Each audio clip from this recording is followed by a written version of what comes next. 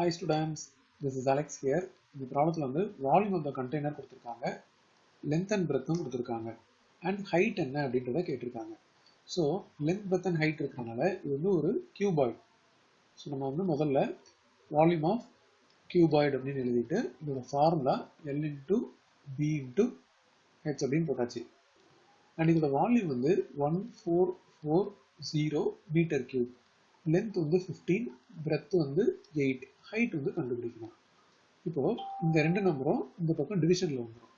அப்போ ஹைட் அப்படின்றது பார்த்தீங்கன்னா h is equal to 1440 divided by 15 into 8.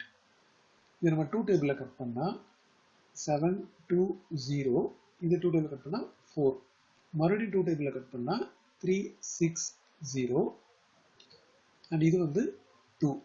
மறுபடியும் இதை நம்ம கேன்சல் பண்ணிட்டோம் அப்படின்னா 180. ஸோ 180 டிவைட் பை 15 இருக்கு.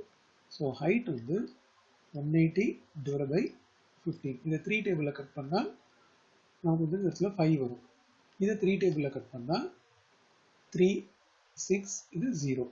டோட்டலாக 60 divide by 5, which is nothing but 12. இப்போ ஹைட் வந்து 12 மீட்டர்.